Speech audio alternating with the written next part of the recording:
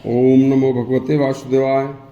आज की इस सच्ची कहानी में डॉक्टर श्यामा प्रसाद मुखर्जी की वृद्ध माता को जब अपने युवा पुत्र की हत्या का समाचार मिलता है तो इस समाचार को सुनकर माता विलाप करती हुई नेहरू को साप देती है। उसमें एक ग्रामीण कलाकार ने एक रागनी को इसके शब्दों को अपनी रागनी के माध्यम से सुनाया है। रागनी अति संवेदनशील और करुणा से भरी है। आपको भी सुनकर आंखों में आंसू आ जाएंगे। सुनिए। जब डॉक्टर श्यामा प्रसाद मुखर्जी की कश्मीर में हत्या हो जाती है, डॉक्टर मुखर्जी की माता जोग माया को बेटे की मृत्यु का समाचार मिलता है तो माता जोग माया पुत्र शोक में डूबकर बहुत दुखी हो जाती हैं।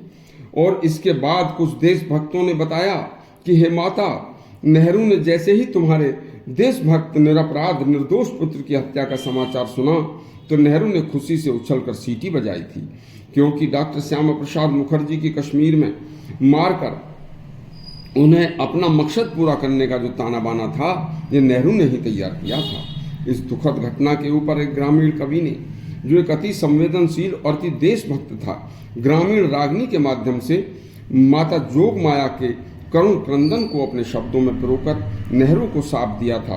एक बार सुनिए इस सत्य घटना को रागनी के माध्यम से।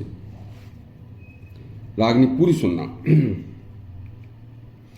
माता कहती है, मेरे बेटे को क्यों मरवाया, उसकी खता बता नेहरू, सुनकर चुप क्यों बैठ गया, मेरे बेटे को बुलवा नेहरू।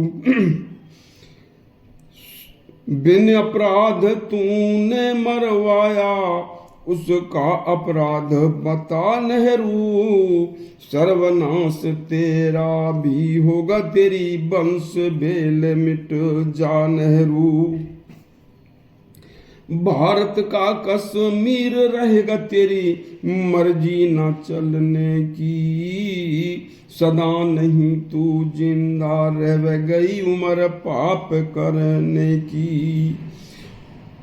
अरे भारत माँ के छुरी घोंप के इतना तू इतरावे ना, सदा नहीं तू जिंदा रह तू इतना पाप कमावे ना।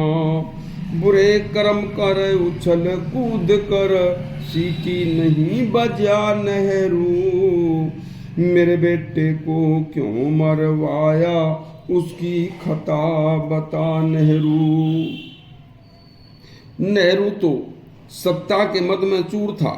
उस समय नेहरू को केवल मुस्लिम तुष्टीकरण के अलावा तथा राजसी ठाट बाट में आनंद भोग विलास मस्ती के अलावा कुछ भी ध्यान नहीं था, जिसके कारण उस समय चीन ने हिंदुस्तान की कमान एक कमजोर प्रधानमंत्री के हाथ में देखकर 1962 में चीन ने भारत पर आक्रमण कर दिया और भारत को उस चीन से युद्ध में हार का सामना करना पड़ा और 38,000 वर्ग किलोमीटर जमीन से हाथ भी धोना पड़ा था।